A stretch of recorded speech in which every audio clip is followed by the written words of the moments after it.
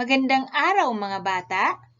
Ang pag-aaralan natin ngayon ay MAPE Health, Quarter 3, Weeks 6 at 7. Positibo at negatibong damdamin. Sa araling ito ay matututuhan mo kung paano maipapahayag ang positibong damdamin at paano ang tamang paraan ng pagpapahayag ng negatibong damdamin. Tingnan natin ang dalawang icons. Aling emosyon ang gusto mong maramdaman? At bakit? Aling emosyon naman ang ayaw mong maramdaman? At bakit? Tayo ay nakakaramdam ng iba't ibang emosyon. Minsan tayo ay masaya, minsan naman ay malungkot.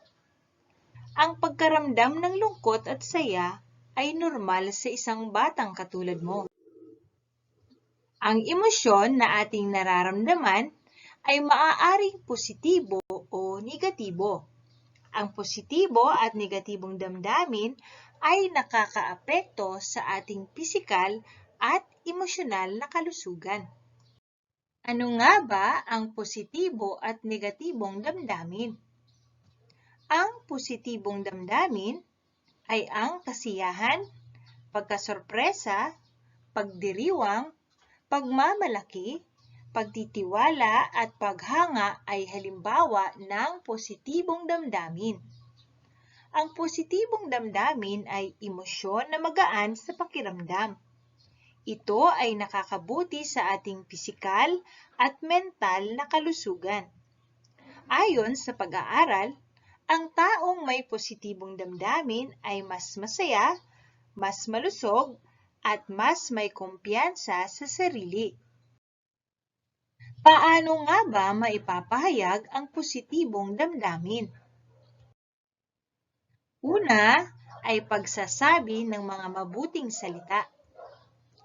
Ang pagbabahagi ng karanasan at masayang damdamin ay ang pinakamadaling paraan na maipapahayag ang kasiyahan. Pangalawa ay ang pagguhit ng iba't ibang likhang sining. Ang paglikha ng sining tulad ng pagguhit, pagkulay, pagpinta, at iba pa ay nagpapahaba sa kaligayahang nararamdaman. At ang pangatlo ay paggawa ng kabutihan.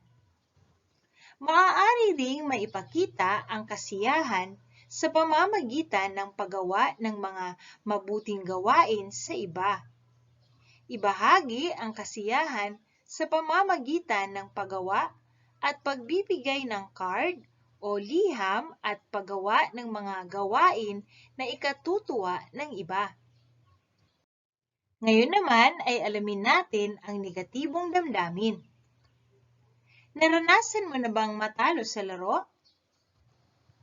Ano ang iyong naramdaman? Ano nga ba ang negatibong damdamin? Ang pagkalungkot, galit at pagkabigo ay mga halimbawa ng negatibong damdamin. Ang negatibong damdamin ay di maganda sa pakiramdam. Huwag mabahala. Ito ay normal na ating nararamdaman. Ang negatibong damdamin ay mahalaga upang magkaroon ng balanse ang ating emosyonal na kalusugan. Ito ay dapat nating mapagdaanan at maramdaman upang tayo ay maging matatag sa pagharap sa mga problema. Ngayon naman ay tingnan natin ang larawan. Ano ang nadarama ng mga batang ito? Tama, sila ay nakadama ng galit. Ano sa tingin ninyo ang sinasabi nila sa bawat isa? Marahil, sila ay nagsasabi ng mga di magagandang salita. Kung ikaw ang nasa sitwasyon na ito, ano ang gagawin mo? At bakit? Mabuti sa ating kalusugan ang pagpapakita ng iba't ibang damdamin na mayroon tayo. Ngunit, dapat nating matutunan kung paano natin ito na ipapahayag ng wasto. Ano ang tamang pamamaraan ng pagpapahayag ng negatibong damdamin? Una, alamin ang damdamin. Dapat mong makilala kung ano ang iyong naramdaman at kung bakit mo ito nararamdaman. Ikalawa, ipahayag ang damdamin sa tamang paraan. Turuang kontrolin ang sarili, lalo na kapag nagagalit. Makipag-usap at sabihin ang dahilan kung bakit ka nagagalit. Iwasan ang pananakit at pakikipagsigawan. Huminga ng malalim o isarado ng mahigpit ang iyong mga kamay kapag ikaw ay nakakaramdam ng matinding galit o emosyon. At panghuli, humingi ng tulong kung nahihirapan kang kontrolin ang iyong damdamin. Huwag mahiya na magkwento at humingi ng payo kapag nahihirapan kang ipahayag ng wasto ang iyong nararamdaman. Maaari mong kausapin ang iyong mga magulang, guro o sino mang nakakatanda na malapit sa iyo. Normal lang na paminsan-minsan ay nakakaramdam tayo ng negatibong damdamin. Dapat lamang na magkaroon tayo ng positibong pagtanggap sa emosyon na ito. Paano mo ipinapakita ang iyong positibong emosyon? Ngayon naman ay gawin natin ang gawain sa pagkatuto bilang isa. Isulat ang T kung ang pangungusap ay nagpapakita ng wastong pagpapahayag ng negatibong damdamin. Isulat ang M kapag mali. Sa unang bilang, sinigawan ni Alex ang kanyang bunsong kapatid dahil ginamit nito ang kanyang laruan ng walang paalam. Ano kaya ang sagot? Tama, letter M, ito ay mali. Sa ikalawang bilang, humingi ng payo si Teresa sa kanyang nanay kung paano siya makikipagbati sa kaibigan na nagalit sa kanya. Ano kaya ang sagot? Tama, letter T dahil ito ay tama. Sa ikatlong bilang, binati ni Ernie ang nanalong kuponan sa kabila ng pagkatalo nila sa basketball. Ano kaya ang sagot? Tama, ito ay letter T dahil ito ay tama. Ikaapat na bilang, hindi na pinansin ni Carlo ang kanyang kalaro dahil inaasar siya nito. Ano kaya ang sagot? Tama, letter M dahil ito ay mali. At sa panghuling bilang, kinausap ni Nicole ang kanyang ate para sabihin kung bakit siya nainis sa kanya noong sila ay naglalaro. Ano kaya ang sagot? Tama, letter T dahil ito ay tama. Gawain sa pagkatuto bilang 2. Isulat ang letra ng larawan na nagpapakita ng sitwasyon na magbibigay sa iyo ng positibong damdamin. Sa unang bilang, makikita natin na sila ay nagdiriwang ng kaarawan. Ito ba ay nagpapakita ng positibong damdamin?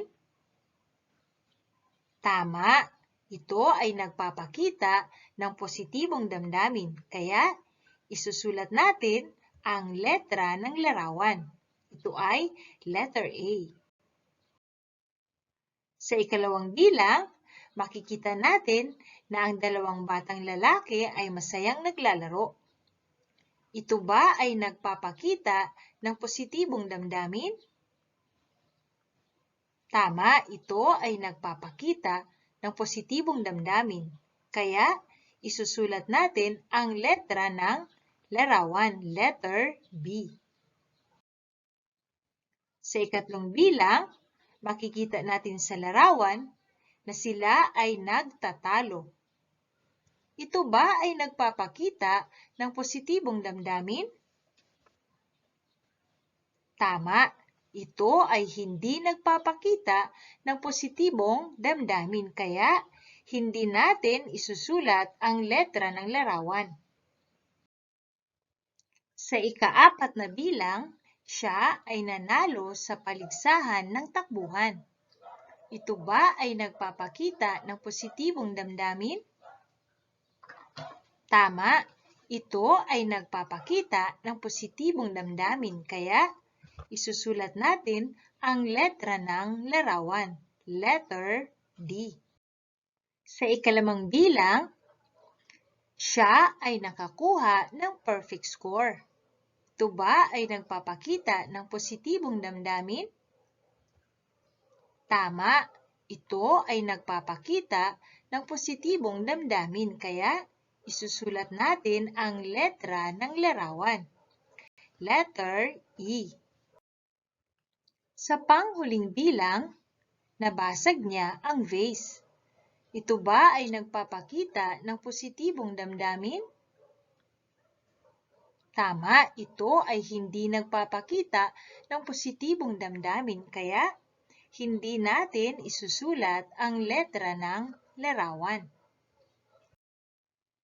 Gawain sa pagkatuto bilang 3.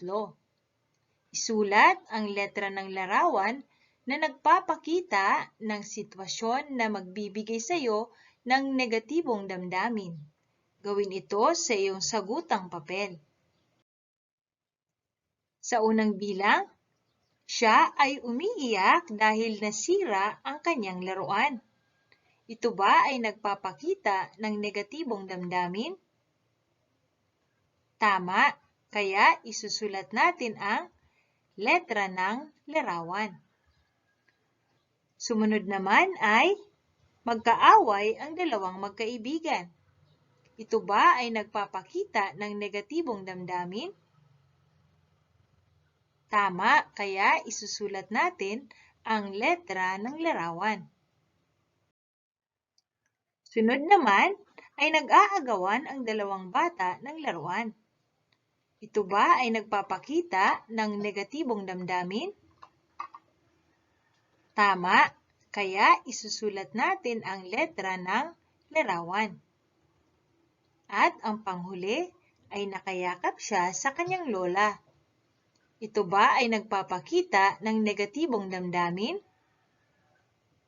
Tama, hindi ito nagpapakita ng negatibong damdamin kaya hindi natin isusulat ang letra ng larawan. Gawain sa pagkatuto bilang 4. Isulat ang PD kung ito ay nagpapakita ng wastong pagpapahayag ng positibong damdamin at HP naman kapag hindi. Isulat ang sagot sa iyong sagutang papel. Sa unang bilang, pinagtawanan ni Marie ang mga kaklase niyang natalo niya sa paligsahan. Ano kaya ang sagot? Tama, ito ay HP. Sa ikalawang bilang, binigyan ni Jeffrey ng card ang kanyang mga magulang bilang pasasalamat sa regalo nila noong kanyang kaarawan. At ang sagot ay tama, PD. Sa ikatlong bilang, inirapan ni Joanna ang pinsan niyang bumati sa kanyang kaarawan. Ang sagot ay tama, HP. Sa ika-4 na bilang, Nagkwento si Miguel sa kanyang nanay ng tungkol sa masayang pangyayari sa kanilang paaralan. Ano kaya ang sagot? Tama, ito ay PD. At sa panglimang bilang, ipininta ni Tony ang resort na kanilang pinuntahan upang ito ay lagi niyang maalala. At ang sagot ay tama, PD. Gawain sa pagkatuto bilang 5. Sa isang malinis na papel, isulat kung paano ipahahayag ng wasto ang damdamin sa bawat sitwasyon. Sa unang bilang, tinutoksokan ng mga kalaro mo dahil natalo ka sa laro. At ang maaaring sagot ay, ako po ay malulungkot, ngunit hindi ko na lang po sila papansinin at gagalingan ko sa aming susunod na laro. Sa ikalawang bilang, pinagalitan ka ng iyong magulang dahil hindi mo nagawa ang iniutos sa iyo. Ang maaaring sagot ay, ako po ay malulungkot at hihingi ng paumanhin sa aking mga magulang at gagawin ang mga inuutos nila. Sa panghuling bilang, binigyan ka ng iyong ninang ng gustong-gusto mong laruan sa iyong kaarawan.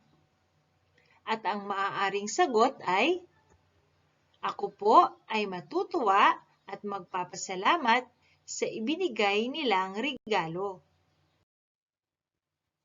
Sa ating assimilation, ang positibo at negatibong damdamin ay nakaaapekto sa ating pisikal at emosyonal na kalusugan.